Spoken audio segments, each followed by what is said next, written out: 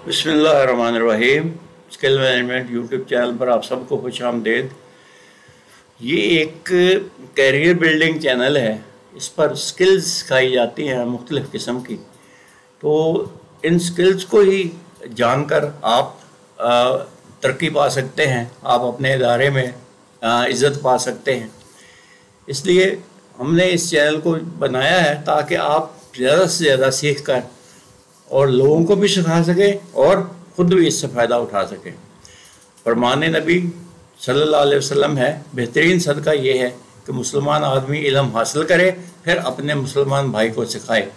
यानी इल्म सीखना और इल्म सिखाना दोनों ही सदका जारिया है। तो आज की वीडियो शुरू करते हैं। आज का टॉपिक है डिसीजन मेकिंग, यानी बहुत सारे अल्टरनेटिव इसमें से एक डिसीजन जो है वो आपने बनाना है, उठाना है उनमें से। तो आप कैसे उठाएंगे, इसका एक प्रोसेस है बाकायदे।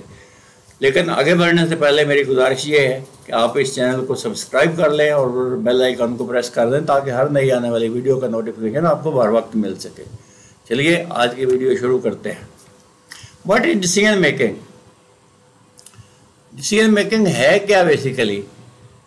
अगर हम इसको ये करें कि डिसीजन मेकिंग को ना करें तो क्या फ़ायदा, क्या नुकसान होगा? तो नुकसान ये होगा जनाब कि जो काम भी आपके सामने आएगा आप उसको करने लगेंगे। बाई चांस अगर उससे फ़ायदा हो गया तो अच्छा था डिसीजन, और अगर उससे नुकसान हो गया तो गलत डिसीजन था। तो लेकिन इसको हम अच्छे की तरफ ही जाएंगे, हम बुरे की तरफ नहीं जाएंगे। तो decision making is the cognitive process of choosing a course of action, यानी ये इल्मी बहस है, एक इल्मी प्रोसेस है कि डिसीजन मेकिंग कैसे बनाया जाए, डिसीजन कैसे बनाया जाए कि अच्छे से अच्छा कोर्स ऑफ एक्शन आप सेलेक्ट कर सकें। The decision making process is a systematic approach. ये एक तरतीबवार अप्रोच है, तरतीबवार प्रोसेस है। हैफाजत मैनर में ये अच्छा डिसीजन नहीं हो सकता। To choose the best option from a set of alternatives. आपके पास जितने अल्टरनेटिव्स हैं उन सब में से एक बेहतरीन अल्टरनेटिव चुनने के लिए ये मतलब जो है डिसीजन मेकिंग की जाती है। इसकी मैं छोटी छोटी एग्जांपल्स आपको देता हूँ। ब्रेकफास्ट में क्या खाया जाए, what to eat for in breakfast. तो जनाब ब्रेकफास्ट में पराठा भी हो सकता है, ब्रेड भी हो सकती है, फिर ब्रेड के साथ अचार भी हो सकता है और एग भी हो सकता है, फिर एग फर्दर हाफ फ्राई हो सकता है, फ्राई हो सकता है, आमलेट हो सकता है। तो ये सारे ऑप्शंस में से आपने सेलेक्ट करना है the best option for you, जो उसको आप पसंद करते हो, जिसको आप लाइक करते हो। इसी तरीके से फिर व्हाट इज़ टू वियर, क्या पहना जाए। अब आपने ये देखना है, डिसीजन बनाना है कि आपके पास है क्या। आपके पास शलवार कमीज़ है, आपके पास पेंट कोट है, आपके पास पेंट शर्ट है। तो अब क्या चीज़ पहनी जाए? अब आप ये देखेंगे ऑफिस जाना है तो सारा शलवार कमीज़ में नहीं जाएंगे, पेंट शर्ट में जाएंगे। ये आपका डिसीजन होगा। इसी तरीके से अगर आप वलीमे पे या शादी पे जाना है तो हो सकता है आप पेंट शर्ट में चले जाएं या शलवार कमीज़ में चले जाएं।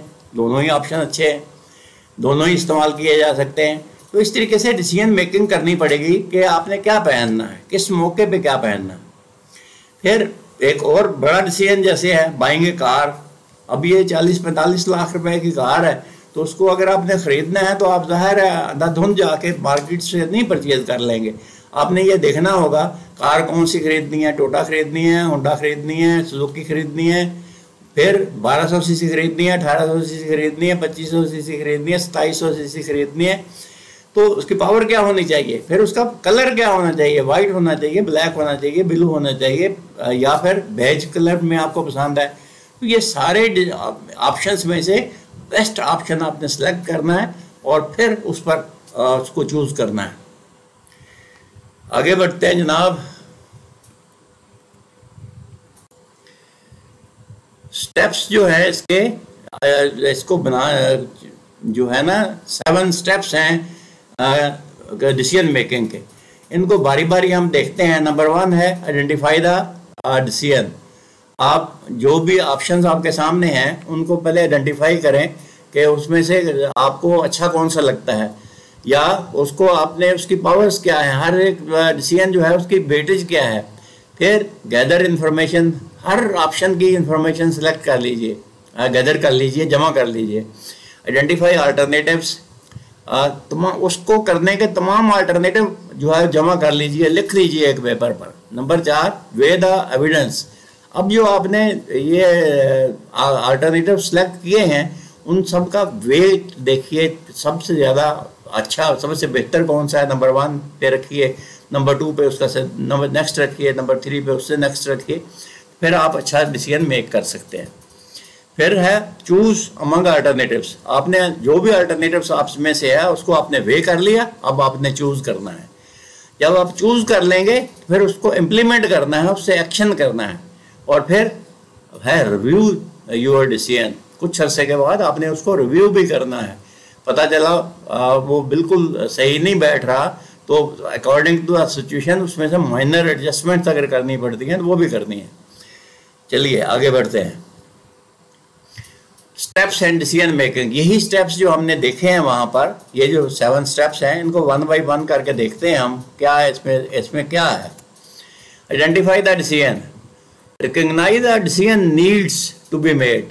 डिसीजंस करने के लिए जो ज़रूरियात हैं वो क्या हैं उनको जमा कर लीजिए पहले।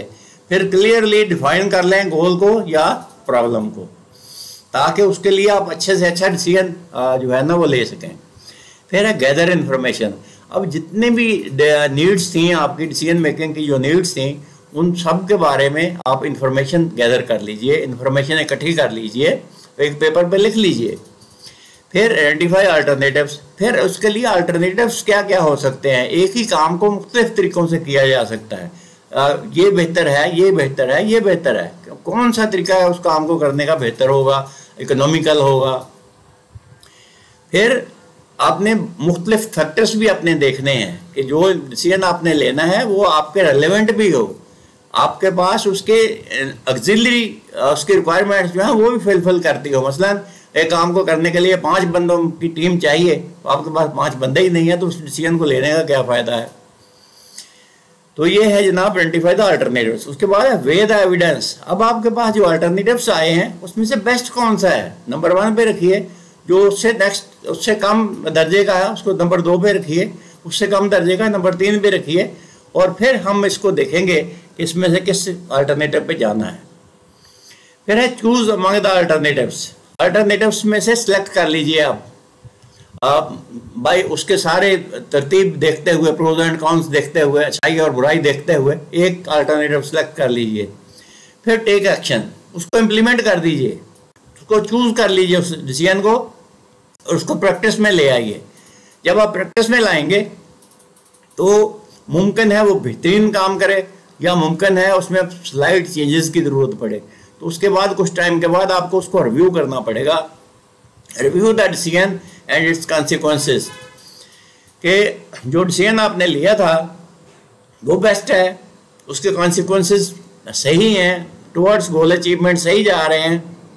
अगर सही है बहुत अच्छा है, लेकिन अगर सही नहीं है तो माइनर एडजस्टमेंट्स की ज़रूरत है, तो बिल्कुल एडजस्टमेंट्स कर लीजिए उसमें। मसलन आपने टीम बनाई थी 5 बंदों की, असल अगर 6 बंदे हों तो ज़्यादा बेहतर तरीके से ये काम हो सकता है, तो आप उसमें एक बंदा ऐड कर सकते हैं। तो ये जनाब है डिसीजन मेकिंग के स्टेप्स। अब इसमें मैंने 2 कोट शामिल किए हैं। Decision is the spark that ignites action.